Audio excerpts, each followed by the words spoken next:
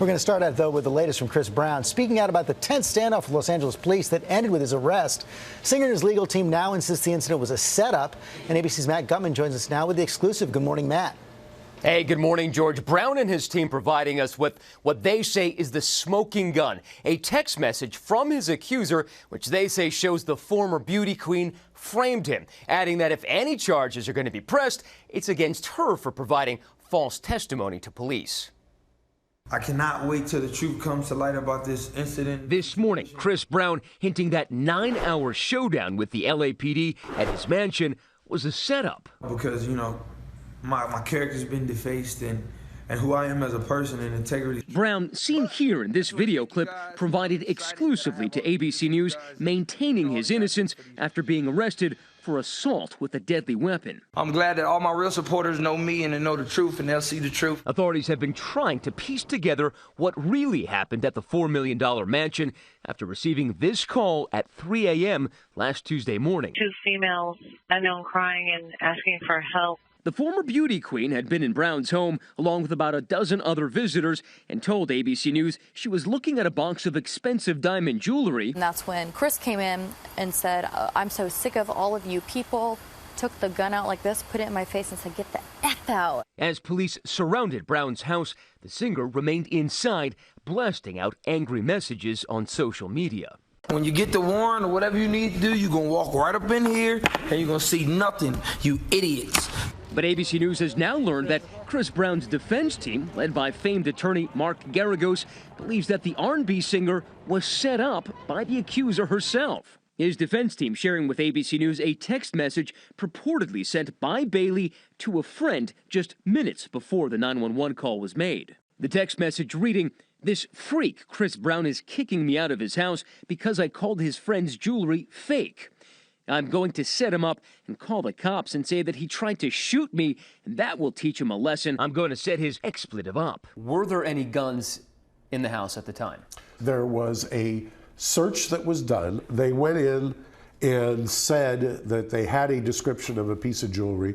That jewelry was not found in the house. They went in and she said that there was a gun. As far as I know, the gun was not found in the house. Also at the heart of the investigation, the surveillance cameras on Brown's property. So there's no Chris Brown waving a gun? There's no Chris Brown waving a gun. No Bailey looking at a box of jewelry? Nothing. Geragos, a constant figure beside Brown over the past decade, again by his client's side, while Brown posted a $250,000 bail.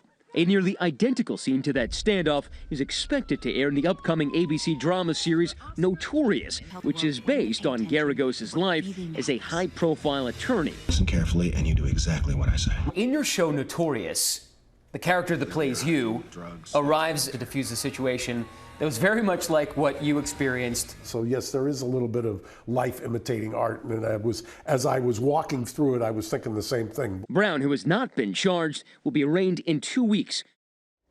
Now, Bailey Curran's people said she stands by her claims, and they questioned the authenticity of that text message. They told me if she'd written a text so explicitly incriminating herself, why would she have willingly given her phone to police investigators?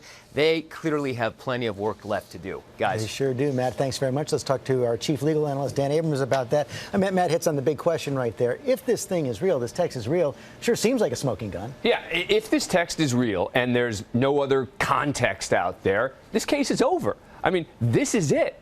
Sure, maybe there's an explanation somehow, maybe there's another text, maybe there's surveillance footage, maybe there are other witnesses, but if those words were said by her at that time, I don't see how prosecutors move forward. You say the case is over. They can't move forward, you say, against Chris Brown, but what about moving against her? It's possible. Look, if they become convinced that she filed a false police report, and they have to be convinced of that, she could face charges. And that's exactly what Chris Brown's team is now saying, is that she's the one who should be facing charges here, not him. But I think it is fair to call this a smoking gun if it's authentic. I think a lot of people, though, would look at some of those videos from that night and say that even if he was set up, Chris Brown could have handled it better. Oh, well, he behaved terribly. I mean, look, this may not have been a standoff, right? Mark Geragos was very upset that it was being called a standoff, right? Because Mark Geragos' position is, I told him, wait there, I'll be there eventually. I'll get there. When they get a warrant, et cetera, we're going to let them in, no problem. Brown did say that. Yes, and so you can argue that the media coverage of this was a little overstated in calling it a standoff. But for Chris Brown to go on Instagram and rail against the police, it wasn't the police who decided to go to his house. They got a call from this woman alleging that Chris Brown pointed a gun at her. That's not their fault. They have to respond. They have to respond. So, look, Chris Brown can have other beefs with the police, but at that time, that was not a smart move if your goal is not to get arrested and not to get prosecuted. But again, if this text is real, I don't think it's going to be any prosecution. Okay, Dan Abrams, thanks very much.